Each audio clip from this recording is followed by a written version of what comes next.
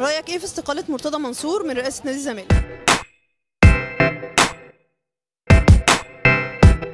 والله استقالة كويسة، فوجئت في وقتها. استقال؟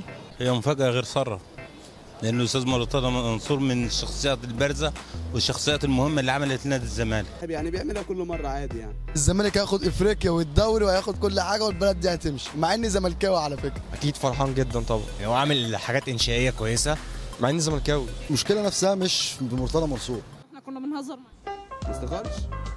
انا عارف ان هو مرتضى عمره ما يستقيل يعني. احنا بنهزر معاه.